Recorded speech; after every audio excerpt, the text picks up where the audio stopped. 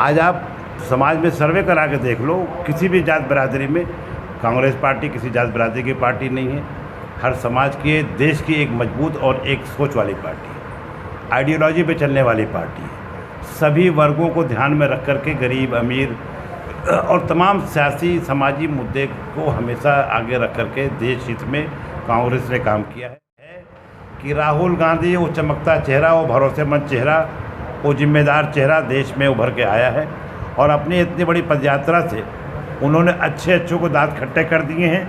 और आज देखिए, कमियां हर एक से होती हैं और होना भी है, जो काम करेगा उससे कमी भी होगी, लेकिन पिछली कमियों को दोहराते गिनाते रहेंगे तो हम आगे नहीं बढ़ पाएंगे। और मैं मुसलमानों से अपील भी करता हूं आपके माध्यम से कि मुसलमान हर ज़िले मंडल में अपनी क़यादत के साथ, अपनी सियासी सोच के साथ कांग्रेस में जाए और मैं भरोसा दिलाता हूं कि उसको वहां हिस्सेदारी भी मिलेगी, क़यादत करने का मौका भी मिलेगा और आपको मुनासिब तमाम वो चीज़ें सियासी दी जाएंगी जो और पार्टियों से हमेशा मुसलमान महरूम रहा है और ठगा गया है। ऐसा कांग्रेस में नहीं हो। उत्तर प्रदेश माइनॉरिटी सेल के जनरल सेक्रेटरी कांग्रेस ने बनाया और कांग्रेस का संगठन जो है माना जाता है खासकर यूपी में काफ़ी कमज़ोर है। तो आपके ऊपर जो है पूर्वांचल को देखते हुए, आपको ऊपर माइनॉरिटीज़ के वोट बैंक को देखते हुए आपके ऊपर भरोसा किया गया है, तो कैसी तैयारी चल रही है? संगठन को आप कैसे मजबूत करेंगे जो कांग्रेस का संगठन ये कमज़ोर है? देखिए, संगठन कभी कमज़ोर नहीं होता। संगठन एक्टिव मोड में नहीं है या 30 साल से हमारी सरकार नहीं है, आप कह सकते हैं। सरकार जिसकी नहीं होती उसके संगठन नहीं दिखते हैं, ऐसा आमतौर से सियासत में होता है। जहाँ तक मेरी जिम्मेदारी का सवाल है, अगर पार्टी ने मुझ पर भरोसा करके उत्तर प्रदेश की जिम्मेदारी दिया है और ख़ास तौर से अक़लियत के समाज को जोड़ने के लिए और अक़लियत को बेदार करने के लिए, तो मैंने अपनी पहल शुरू कर दी है और जौनपुर से ही मैंने स्टार्ट किया है और कई जनपदों में हमने प्रोग्राम बनाया है कि लोगों तक जाएंगे और गांव-गांव तक जाएंगे और हर जिम्मेदार लोगों को जागरूक करेंगे कि कांग्रेस अकेली एक पार्टी है जो इस फासिस्ट पार्टी से लड़ रही है और लड़ने के पूरे सबूत भी दे रही है। और राहुल गांधी हमारे एक ऐसे चेहरा और नेता हैं जो पूरे देश में साबित कर दिया है कि अगर लड़ाई कोई लड़ रहा है जिम्मेदारी से और ईमानदारी से भारतीय जनता पार्टी के खिलाफ, तो राहुल गांधी लड़ रहे हैं और कांग्रेस पार्टी लड़ रही है। जिस प्रकार से देखा गया था कि भारतीय जनता पार्टी के मुकाबले में विपक्ष की कई पार्टियों ने, जिनका राज्य स्तर पर, क्षेत्र स्तर पर जिनकी पकड़ है, वो भी कह रहे थे कि बीजेपी के बनाम जो है कांग्रेस मुक्त भारत होने जा रहा है, बीजेपी से हम लड़ सकते हैं, खासकर कहा जाए समाजवादी पार्टी या ममता बनर्जी। लेकिन राहुल गांधी की पदयात्रा को देखते हुए अब नीतीश कुमार और तमाम विपक्षी दल एकजुट होने की बात कर रहे हैं। तो क्या लगता है कि विपक्ष, अब माना ये भी जा रहा है अगर विपक्ष एकजुट हो गया तो बीजेपी को आसानी से हराया जा सकता है, तो क्या कांग्रेस विपक्ष को एकजुट करने में कहाँ तक कामयाब होगी? देखिए, खिचड़ी तो सालों से पक रही है और कई फ्रंट बन रहे, तीसरा मोर्चा, चौथा मोर्चा, पांचवा मोर्चा, और सब मोर्चे में जंग लग चुके हैं। अब एक ही मोर्चा है जिसका नाम है राहुल गांधी, जो सामना कर रहे हैं और इन ताकतवर लोगों के सामने सीना तान के खड़े हैं। अकेले राहुल गांधी एक चेहरा है पूरे देश में और देश की जनता ने इस चेहरे को चेहरा मान लिया है। अभी तक लोग पूछ रहे चेहरा कौन होगा। आज आप समाज में सर्वे करा के देख लो, किसी भी जात बिरादरी में कांग्रेस पार्टी किसी जात बिरादरी की पार्टी नहीं है। हर समाज के, देश की एक मजबूत और एक सोच वाली पार्टी है, आइडियोलॉजी पे चलने वाली पार्टी है। सभी वर्गों को ध्यान में रख कर के गरीब, अमीर और तमाम सियासी समाजी मुद्दे को हमेशा आगे रख कर के देश हित में कांग्रेस ने काम किया है। और कांग्रेस के बहुत सारे ऐसे मिसाली काम हैं जो आज़ादी के बाद से अब तक सुर्खियों में रहे हैं। और आज देखिए, कमियां हर एक से होती हैं और होना भी है, जो काम करेगा उससे कमी भी होगी, लेकिन पिछली कमियों को दोहराते गिनाते रहेंगे तो हम आगे नहीं बढ़ पाएंगे। मेरा सीधा कहना यह है कि राहुल गांधी वो चमकता चेहरा, वो भरोसेमंद चेहरा, वो जिम्मेदार चेहरा देश में उभर के आया है और अपनी इतनी बड़ी पदयात्रा से उन्होंने अच्छों को दांत खट्टे कर दिए हैं।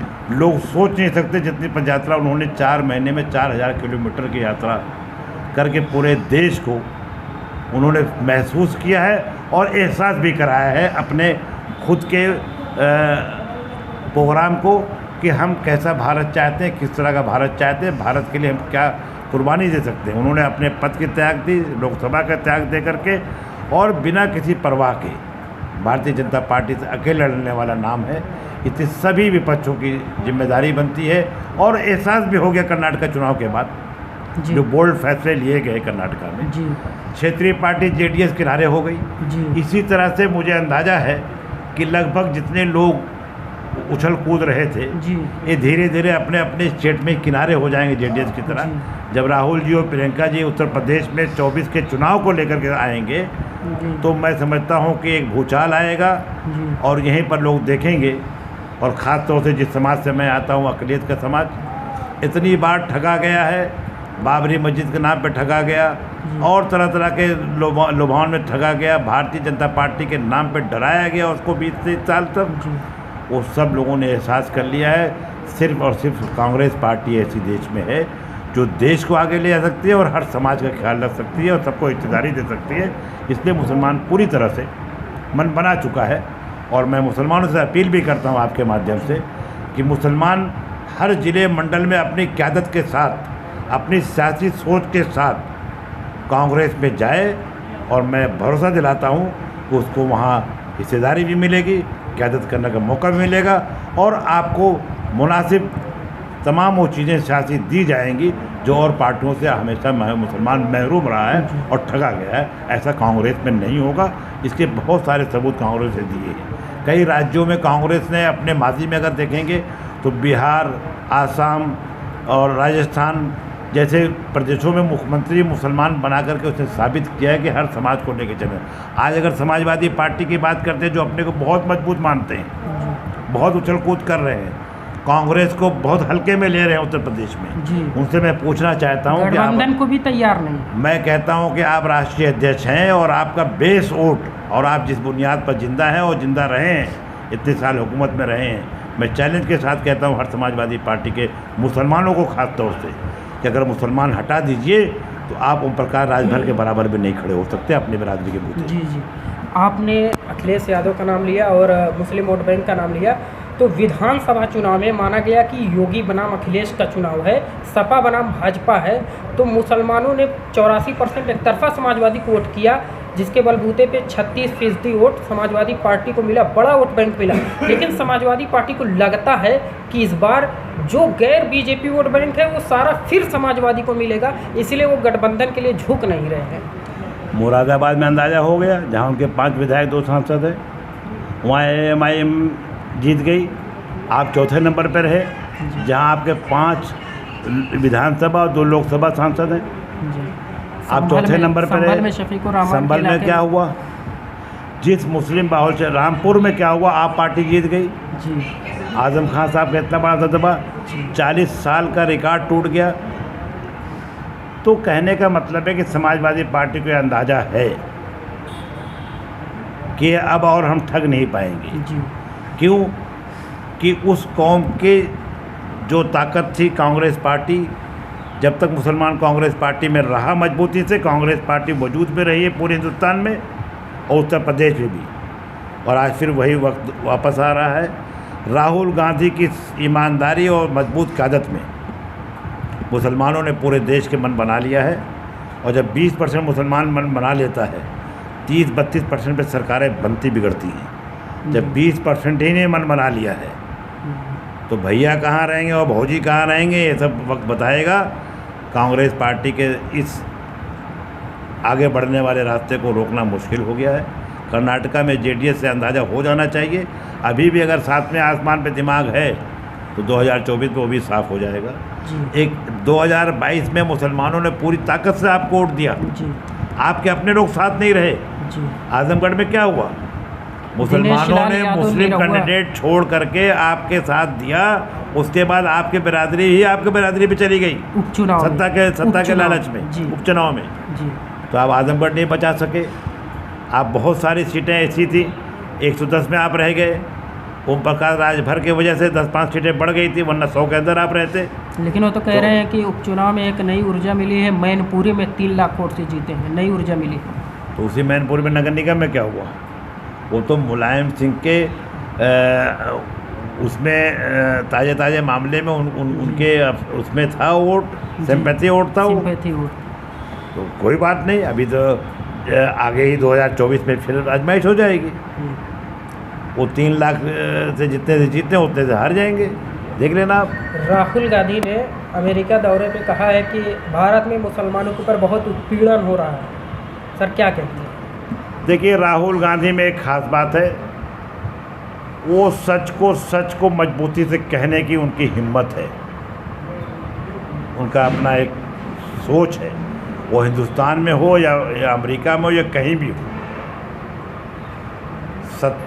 इस सत्ता के खिलाफ अगर बोलने की साहस किसी में है तो दलित और मुसलमानों के साथ जो हो रहा है वो सीधी चीज़ें राहुल गांधी बता रहे हैं, कोई लगा लपेट के नहीं बता रहे हैं, जो सच है वो बता रहे हैं। और राहुल गांधी हमेशा सच का सामना करके बात करते हैं, इसीलिए तो वो चैलेंज भी करते हैं। वो तो मीडिया को फेस रोज कर रहे हैं, और जो भारत को देश के इतने बड़े देश को चलाने वाले हैं वो मीडिया से फेस ही नहीं करते।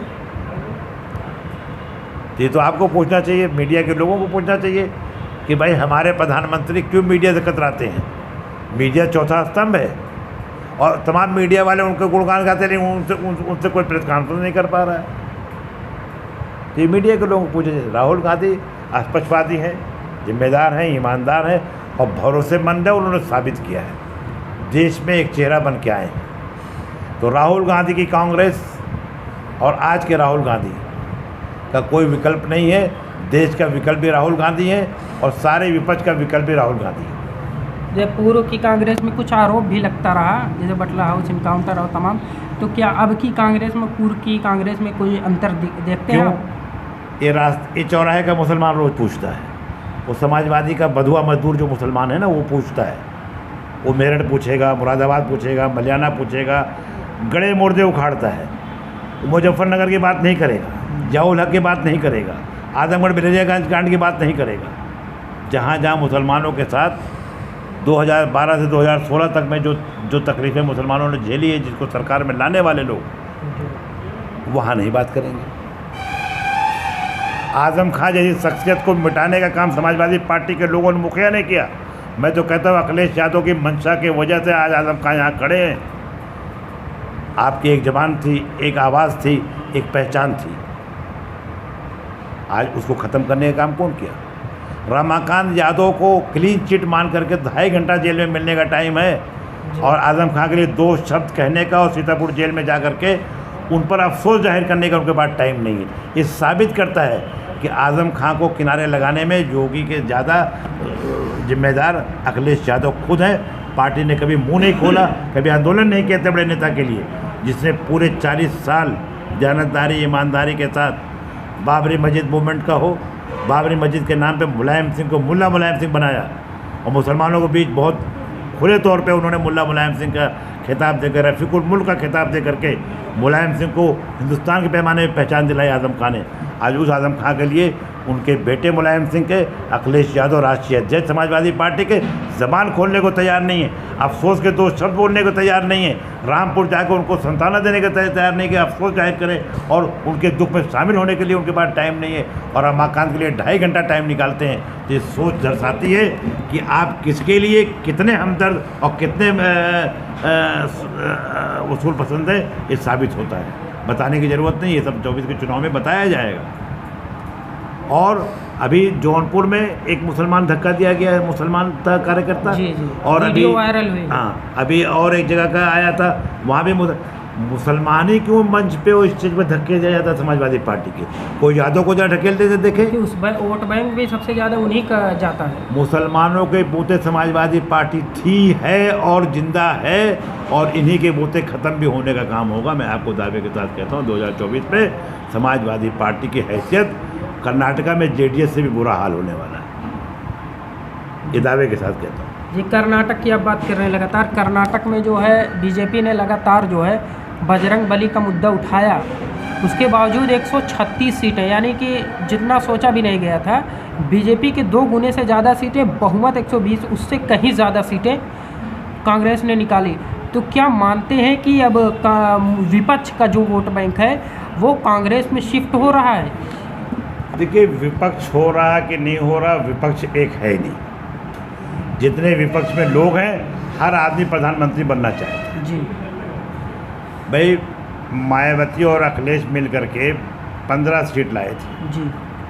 अखिलेश यादव के हिस्से में कितनी थी? 5 सीट। उनके हिस्से में 10। जब दोनों मिला करके आप 5 थे जी। तो अकेले लेंगे 2.5 हो जाएंगे, और 2-2.5 सीट वालों के कोई वजूद दिल्ली की सरकार में नहीं होती। और जब आप 25 सीट के हैसियत में थे ना, इनके वालिद मोहतरम मुलायम सिंह यादव जी के ज़माने में भी जब 25-26 सीट की समाजवादी पार्टी हैसियत में थी, तब भी कांग्रेस किनारे ही मान कर रखती थी।